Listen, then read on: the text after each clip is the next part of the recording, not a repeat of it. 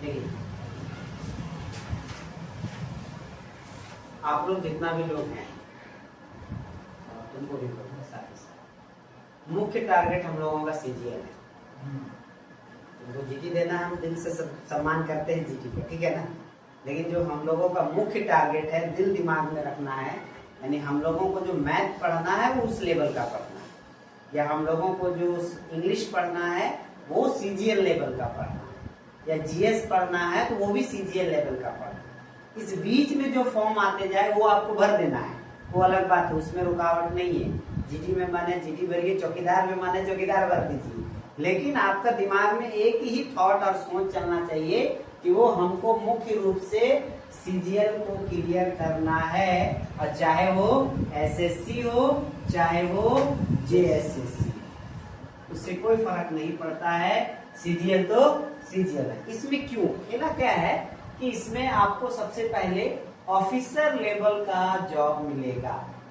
एक लौता है एक यूपीएससी के अलावा जो ऑफिसर लेवल का नौकरी दे पाएगा वो सीजीएल है, चाहे वो एसएससी है चाहे वो जेएसएससी है।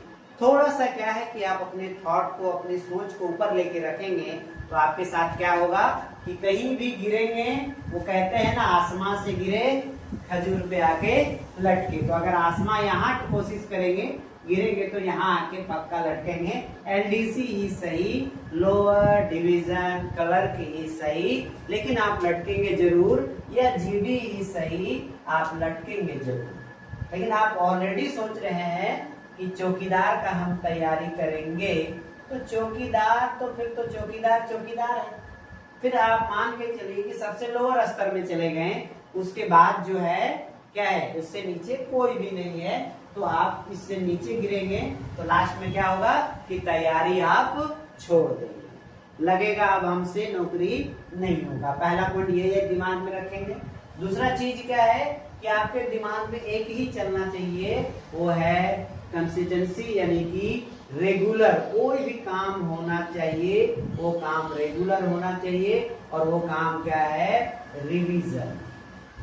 फिर से हम बता रहे, इससे पहले भी बताया आपको कि बिना रिवीजन का कोई भी नौकरी नहीं निकाल पाएगा।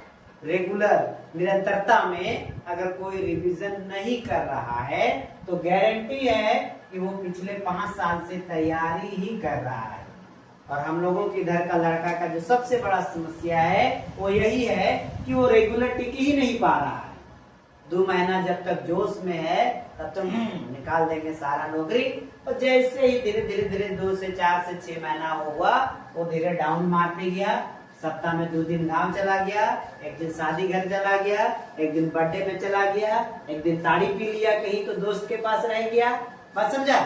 पिता है रे, हाँ ठीक करता है, ना करता है तुम लेता हल्का फुल्का, ठीक है। अब समझ में आया? तो ये 2 चीज है आपके दिमाग में होना चाहिए। कम पढ़ना है, बहुत अधिक नहीं पढ़ना है, लेकिन हर रोज पढ़ना है। ये मूल मंत्र आप लोगों का पहला क्लास है, इस वजह से सारा चीज हम बात कर रहे हैं। हर रोज पढ़ना है, चाहे आसमान से क्या है बिजली गिर जाए, चाहे घर का पर्दा उड़ जाए, चाहे दिन भर बारिश हो, फिर से लॉकडाउन लग जाए, चाहे गर्लफ्रेंड भाग जाए, जो भी विकट से विकट परिस्थितियां आपके पास आ जाएगा, चाहे आपका ड्यूटी है तो एसएसपी साहब दिन भर दौड़ाते रहे, वो चलेगा। लेकिन क्या है कि दिन भर में 1 से 2 घंटा आप अपने लिए अगर नहीं निकाल पा रहे हैं तो फिर छोड़ दीजिए नौकरी का तैयारी। इस चीज को दिमाग में रखना, चाहे वो जीडी की तैयारी कर रहे हो, चाहे वो सीजीएल का कर रहे हो, चाहे आप उत्पाद सिपाही का कर रहे हो, कोई भी नौकरी हो, आपको एटलीस्ट जो है ये 120 मिनट पूरे के पूरे 24 घंटा में देना ही पड़ेगा। और हम लोग धीरे धीरे क्या करते हैं कि छोड़ते छोड़ते छोड़ते एक समय पूरी तरह से छोड़ देते हैं। फिर अंदर का क्या है, आपका जो विश्वास है वो खत्म हो गया, और एक बार विश्वास खत्म हो गया तो दोबारा उठना उससे नामुमकिन है। बात समझ में आया? तो यही जोश और क्रोध से जो आज आए हैं एकदम करके जाएंगे, उसी आधार पे चल रहा है हम लोग, ठीक है। अभी फिलहाल सिर्फ 1 महीना 1 मंथ चीजों को हम पूरा बता रहे हैं कि अभी फिलहाल सिर्फ 1 मंथ जो है आप लोगों को हम 2 चीज लेके चलेंगे। एक नॉर्मल जीएस लेके चलेंगे इसमें हम लोग भारत के इतिहास, भारत का भूगोल, भारत का अर्थव्यवस्था, वो सब, भारत का राजनीति, वो सब देखेंगे। और एक झारखंड जीएस लेके चलेंगे। इसमें हम लोग झारखंड के संदर्भ में झारखंड का इतिहास, झारखंड का भूगोल, झारखंड का अर्थव्यवस्था, ये सब चीज देखेंगे। इससे क्या बेनिफिट होगा कि आप लोग जो जनरल एग्जाम आएगा उसको भी टारगेट कर पाएंगे, और जो आप लोगों का झारखंड से संबंधित एग्जाम आएगा उसको भी टारगेट कर पाएंगे। और एक महीना कंप्लीट होते होते फिर आप लोगों को ये चीज बदल देंगे। जो मंडे, ट्यूसडे और वेडनेसडे, ये 3 दिन हम मैथ प्लस इंग्लिश चलवाएंगे। आप लोगों को 3 दिन मैथ और इंग्लिश चलेगा, और one of the best teacher आके आप लोगों को पढ़ाएगा। क्योंकि जो सर है वो अभी ट्रांसफर होके जस्ट आए ही हैं, तो अभी थोड़ा उनको यहाँ सेटल होने में टाइम लग रहा है, इसलिए वो अभी तैयार नहीं हो रहे। वो बोल रहे हैं कि 15-20 दिन आप घर कीजिए, फिर उसके बाद हम आप लोगों का मैथ और इंग्लिश शुरुआत करेंगे। उसके बाद थर्सडे, फ्राइडे और वापस से सैटरडे, ये जो है 3 दिन जो है आप लोगों का जीएस चलेगा। और इसमें एक चीज, नया चीज ऐड करेंगे, वो है करंट अफेयर। क्योंकि करंट अफेयर्स का जो है इम्पोर्टेंस अभी के एग्जाम में बहुत हो गया है। लगभग हर एग्जाम में 4-5, यहाँ तो 1.5-2 साल पीछे का करंट अफेयर पूछ दे रहा है, बैंक में तो और भी 2-3 साल पीछे का करंट अफेयर पूछ दे रहा है। करंट अफेयर समझ रहे हैं ना उमेश? हाँ, क्या होता है करंट अफेयर? हाँ, कोई बात नहीं। जो डेली प्रतिदिन जो न्यूज में चल रहा है, जो हम लोगों के काम का है, जैसे कहीं पे कुछ हो रहा है, इंडिया पाकिस्तान में वॉर हो गया, तो वॉर हो गया वो इम्पोर्टेंट नहीं है, लेकिन कुछ खास प्रकार का मिसाइल लॉन्च हुआ, तो उस मिसाइल का नाम हम लोगों के लिए करंट अफेयर है। या खास व्यक्ति का शहीद हो गए, कोई कर्नल हो गए, कोई मेजर हो गए, इंडिया को कोई शहीद हो गया, तो वो व्यक्ति इंपॉर्टेंट है। बात समझ में आया? उसको हम लोग कहते हैं करंट अफेयर। या झारखंड सरकार कोई योजना नया लेके आया, या भारत सरकार कोई पॉलिसी या योजना नया लेके आया, उसको हम लोग कहते हैं करंट अफेयर। या पर्यावरण से संबंधित कुछ नया चीज आ गया, बात समझ में आ रहा है, उसको हम लोग कहते हैं करंट अफेयर। और या खेल कूद से भी संबंधित बहुत सवाल आता है कि कौन सेंचुरी मार दिया, डबल सेंचुरी मार दिया, या सबसे अधिक नॉट आउट कौन है। इस प्रकार से जो करंट में चल रहा है, इस साल का आईपीएल कौन जीतेगा, कोई तो कोई जो हो जीतेगा ही जीतेगा, बात समझ में आया? तो उस प्रकार के खबरों को हम लोगों का जो करंट अफेयर वाला पार्ट है, प्लस इसका करंट अफेयर आप लोगों को एक मंथली मैगजीन टाइप का देंगे। आप एक महीना में जो भी इम्पोर्टेंट करंट अफेयर है, वो मैगजीन आप लोगों को भी हम प्रोवाइड कराएंगे, लेकिन धीरे धीरे। अभी आप लोगों को इंटरेस्ट जगह बेस बने, सडनली बोलिएगा कि हमको 4 महीना में सारा चीज हो जाएगा, नहीं होगा, टाइम लगेगा। लेकिन इस 4 महीना में जो आप मुख्य रूप से उत्पाद सिपाही वाला जो भी है, आपका उत्पाद सिपाही जीएस और झारखंड जीएस, वो हम 4 महीना के अंतर्गत में अच्छे से करवा देंगे। इसमें से 2 महीना में मैथ और इंग्लिश भी आपका हो जाएगा। मेनली हमको नहीं लगता है 4 महीना से पहले ले पाएगा। जुलाई दिया है ना, वो अगस्त सितंबर में ले पाएगा, अभी टेंशन नहीं लगता है। हम लोगों का झारखंड सरकार का स्थिति कैसा है, फटा हुआ लोटा के जैसा, इधर पानी डाल रहा है, पीछे से पानी निकल रहा है, तो फटा हुआ लोटा और झारखंड सरकार में कोई भी अंतर नहीं। चलिए शुरुआत करें।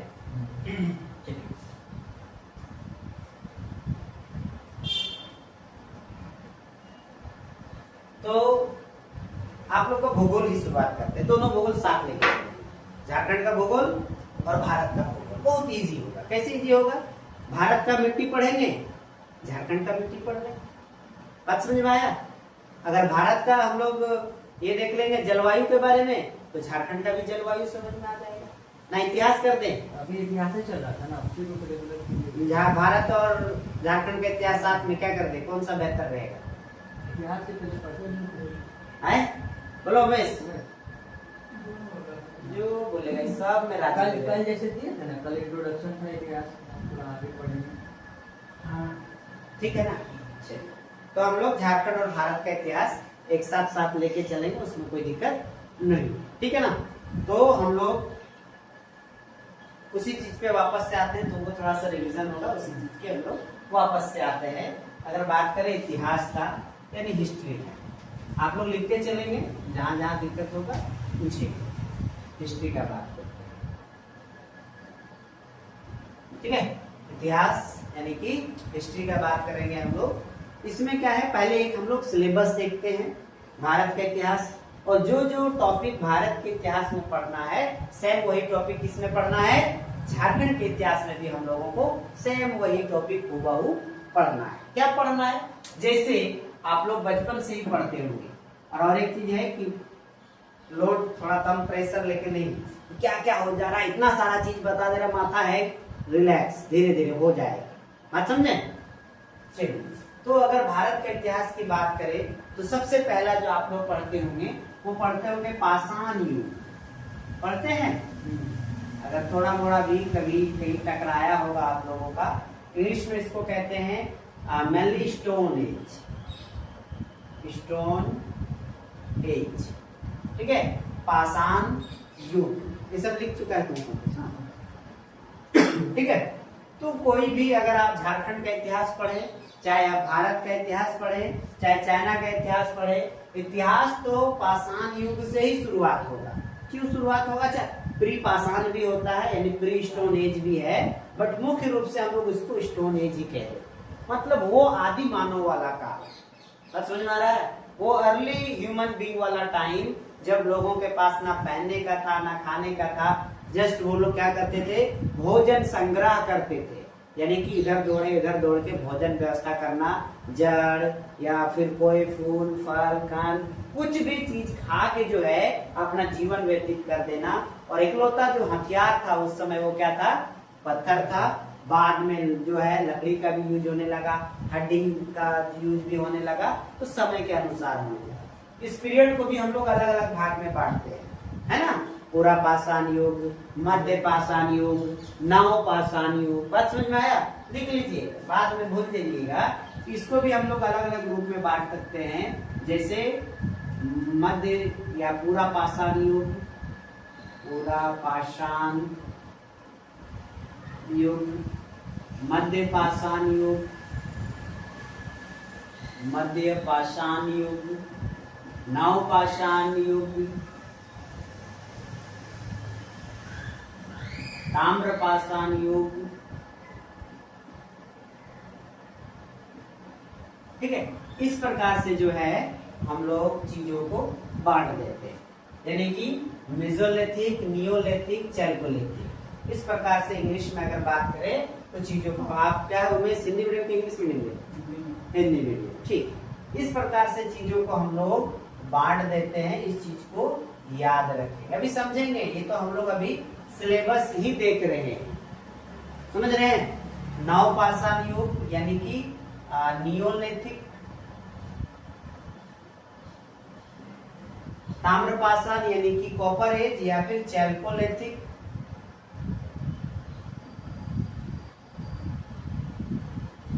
कॉपर एज, ठीक है। इस प्रकार से हम लोग पूरे पाषाण युग को बांट देते हैं। मुख्य रूप से क्या है, ये लोग किस किस प्रकार का हथियार उस समय यूज किया, क्योंकि देखिए मानव जब पहली बार आया तो अचानक से कोई भी चीज नहीं सीख गया। ऐसा नहीं कि आज वो खाना खाने नहीं जान रहा है या खा रहा है सीधा जो है बिरयानी बनाने सीख गया, नहीं, वो हजारों लाखों साल समय लग गए एक सभ्यता को बनने में, और अभी तक जो है हम लोग पूरी तरह से सभ्य हो भी नहीं पाए। एक सभ्यता जो सिंधु घाटी था वहीं पे सभ्य था, और अभी मामला गड़बड़ाया है, तो अभी तक मामला हम लोग मानसिक रूप से सभ्यता में नहीं हो पाए। बात समझ में आया। इसमें अलग अलग रूप जो है उम्र में, या अलग अलग उम्र कह सकते हैं, मैंने एरा में जो है अलग अलग चीज हुआ है, वो घटना देखेंगे आप लोग। इस युग में क्या हुआ है, मुख्य रूप से लोग क्या करते थे, भोजन का संग्रह करते थे, भोजन संग्रह का काम करते थे, यानी कि गैदरिंग का, मुख्य रूप से हंटिंग और गैदरिंग, शिकार भी कह सकते हैं, भोजन संग्रह एवं शिकार का काम करते थे, यानी कि हंटिंग और गैदरिंग का काम करते थे। हंटिंग गैदरिंग मतलब क्या हो गया, भोजन को हंट करना और उसको संग्रह करना, यानी कि जमा करना, खाना पीना, मुख्य रूप से यही था उस समय का जो स्टार्टिंग। ये आज से हम लोग कुछ भी नहीं, तो कितना 1-1.5 लाख बहुत पुराना हो गया, फिर भी कुछ नहीं तो 30,000 40,000 साल पहले की बात कर रहे हैं, इस समय पे चीजें ऐसे ही होती है। 10,000 20,000 BC में भी कहानी है, वो सब सारा चीज देखी। जब मध्य पाषाण चीजें आ गई तो थोड़ा सा लोगों में थोड़ा सा जागरूकता आया। लोग हंटिंग गैदरिंग के अलावा लोगों को लगने लगा कि क्या क्या चीज से हंट कर सकते हैं। जो है पत्थर है उसको धारदार बनाने लगा और जानवर को मारने में आसानी हो गया। यहाँ तक आते आते उन लोगों को लगभग यहाँ पे आते आते एक चीज का बड़ा भयानक चीज का खोज हो चुका था, आग का, फायर का खोज हो चुका था, आग का खोज हो चुका था। और जब आग का खोज हो गया तो जीवन में थोड़ा और बहुत बड़ा चीज बदलाव आ गया। अब पहले ऐसे ही खाता था, हो सके अब रोस्टेड चिकन खाता हो, चिकन नहीं तो भैंस उसको पक्का खाता हो। अब समझ में आया? तो इस प्रकार से चीज समय के बाद जब बदला, इस काल में आते आते मुख्य रूप से यहाँ पे कृषि का शुरुआत हो गया, बोले तो एग्रीकल्चर का शुरुआत हो गया। और जब एग्रीकल्चर का शुरुआत हो गया तो जीवन में और बहुत भी बदलाव आ गया। लोग अनाज उगाने लगे, लोग अपना खेत होने लगा, लोग घर घेरने लगे, लोग तरह तरह का फसल उगाने लगे। और ये कैसे संभव हुआ? मुख्य रूप से जब लोहा का या फिर कह सकते हैं कि तांबा का खोज हुआ, उसके जस्ट बाद ही लोगों के जीवन में एक नया युग आया। और उस युग को हम लोग मुख्य रूप से क्या कह देते हैं? कह देते हैं क्या चीज? सिंधु घाटी सभ्यता। सिंधु घाटी सभ्यता, इंग्लिश में इंडस वैली सिविलाइजेशन, सिंधु घाटी सभ्यता। पूछिए कौन सा युग था? युग में आ रहे हैं, किसका? पहिया चक्का वाला चक्का आ रहे हैं इसमें से, कृषि का युग। हाँ आएंगे, क्योंकि जो अनाज है वो लाना जाना करेगा तो हाथ से या बोरा से कितना लाएगा? जरूरत ही क्या है? जननी है। जरूरत पड़ेगा तो लोग जो है अपने आप जो है कुछ न कुछ कोशिश करते रहेंगे। आप लोग जब इतना परेशान थे या सोचते थे कहाँ ट्यूशन मिलेगा, तो आप खोजे कि नहीं इधर उधर, तो आपको लगा नहीं हाँ ये मास्टर जो है ठीक ठाक लग रहा है, कुछ न कुछ पक्का करवा दे, तो आप आ गए। तो आपको जरूरत पड़ा तो ही तो खोज के यहाँ पे पहुंचे ना, जरूरत नहीं पड़ता तो घर में ही लेट के रहते। तो सेम अवस्थाएं चीजें यहाँ पे होती। ये हम लोग दूसरा नंबर चैप्टर। जो हम लोगों का तीसरा नंबर चैप्टर है वो मुख्य रूप से हम लोग पढ़ेंगे वैदिक काल को पढ़ेंगे। वैदिक काल को पढ़ेंगे। ये वैदिक काल भी दो भाग में बटा हुआ है, अर्ली वैदिक, लेटर वैदिक, बट हम लोग मुख्य रूप से वैदिक काल को एक ही पार्ट मानेंगे और दोनों को साथ लेके चलेंगे, यानी वैदिक एज की बात हो रही है। वैदिक एज, वैदिक एज को कितना भाग में बांट सकते हैं? दो भाग में। एक हो गया अर्ली मतलब शुरुआती, और लेटर मतलब बाद का। तो अर्ली वैदिक और लेटर वैदिक दोनों में जो है हम लोग पढ़ेंगे, इसमें देखेंगे वही जो चारों वेद है। उस समय में हम लोग झारखंड का भी स्थिति देखेंगे, वहीं पे चारों वेद है, चारों वेद के बारे में हम लोग समझेंगे।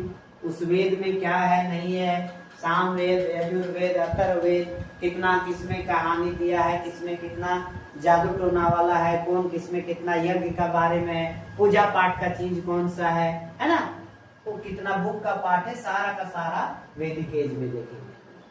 जब हम लोग वैदिक एज पढ़ेंगे उसके बाद हम लोग जनपद और महाजनपद में आएंगे। तो चौथा नंबर हम लोग चैप्टर में आएंगे वो है जनपद महाजनपद। अच्छा, इस बीच में एक बार विदेशी आक्रमण भी है, विदेश से भी कुछ आएंगे, फॉरेन इन्वेजन भी आएंगे, उसको भी हम लोग देखेंगे। तो जनपद महाजनपद जो है, जो 16 महाजनपद हुआ करते थे, तो उसमें से जो सबसे पावरफुल महाजनपद है मगध, उस मगध के बारे में हम लोग मुख्य रूप से अध्ययन करेंगे। 16 महाजनपद हुआ करते थे। उस जनपद का मतलब होता है इलाका, क्षेत्र। महाजनपद मतलब बड़ा वाला क्षेत्र, समझेंगे। तो 16 महाजनपद में से जो एक से सबसे पावरफुल हुआ करता था कौन सा? मगध। मगध बोले तो बिहार, यूपी, बंगाल, उड़ीसा सबको मिला के हम लोग कहते थे उस समय मगध। इसी दौरान में विश्व में, पूरा दुनिया में दो बड़ा घटना होगा। क्या होगा? दो नया धर्म का जन्म होगा। इसी दौरान में दो नया धर्म का जन्म होगा, और वो धर्म कौन सा रहेगा? बौद्ध धर्म और जैन धर्म। और झारखंड के इतिहास में इन दोनों का धर्मों का बहुत ही इम्पैक्ट है। बौद्ध धर्म और जैन धर्म, जैनिज्म, बुद्धिज्म जिसको कहते हैं, ये दोनों का बहुत ही इम्पैक्ट है।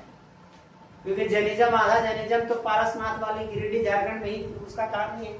जितना भी पहला से लेकर आखिरी जो तीर्थंकार कहते हैं जैन धर्म में, जो पंडित होते हैं, जो धर्म के प्रचार प्रसार करते हैं, उनको हम लोग तीर्थंकार करते हैं, तीर्थंकार कहते हैं। तो वो लोग तो आधा जिंदगी झारखंड में ही बीता है। बौद्ध धर्म का भी बहुत सारा साक्ष्य मिलता है। गौतम बुद्ध का अलग अलग रूप से मूर्ति मिलता है, पलामू में, गढ़वा में, ये सब सारे इलाके में अलग अलग प्रकार के एविडेंस मिलता है कि गौतम बुद्ध का कुछ तो कुछ कनेक्शन है बौद्ध धर्म में। बौद्ध धर्म में भी दो भाग है ना, जैनिज्म और बौद्ध धर्म दो भाग में है। कौन कौन सा? महायान और हीनयान। ठीक है, बौद्ध धर्म दो सेक्ट में बटा हुआ है, महायान और हीनयान। तो दोनों का एविडेंस हम लोगों के झारखंड में मिलता है। जैनिज्म का तो पूरा का पूरा, लेकिन जैनिज्म में हम लोगों का मुख्य रूप से ये भी दो भाग में बटा हुआ है जैन धर्म। कौन कौन सा? श्वेतांबर और दिगंबर, है ना, श्वेतांबर और दिगंबर। तो हम लोगों के यहाँ पे दिगंबर जैनिज्म का बहुत इम्पैक्ट है, पूरे झारखंड में इम्पैक्ट है। अच्छा समझ में आया? तो वो सब चीज हम लोग यहाँ पे देखेंगे। जब ये सब देख लेंगे, जनपद, महाजनपद, इसी दौरान में हम लोग इसी का एक बड़ा ही इम्पोर्टेंट पार्ट देखेंगे। कहाँ लिख देते हैं? यहाँ लिख देते हैं। एक बड़ा ही इम्पोर्टेंट चैप्टर हम लोग देखेंगे मगध और इसी दौरान के बीच में। वो क्या देखेंगे? मौर्य काल। भूल गया? सिकंदर का आक्रमण। नहीं, मौर्य काल देखेंगे। मौर्य काल के टाइम में हम लोग सिकंदर का आक्रमण देखेंगे। उसके बाद मौर्य काल यानी कि मौर्यन पीरियड। ठीक है, मौर्य काल यानी कि मौर्यन पीरियड देखेंगे हम लोग।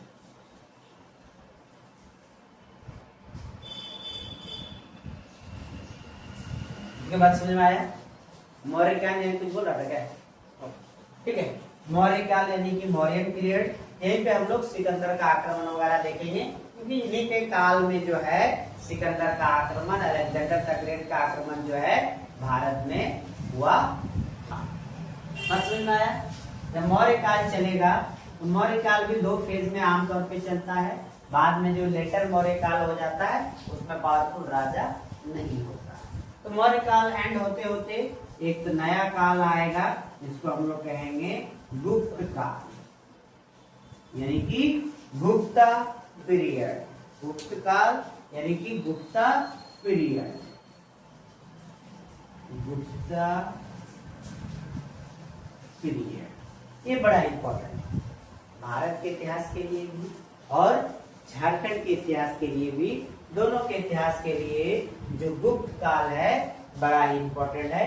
इस काल को हम लोग क्या कहते हैं?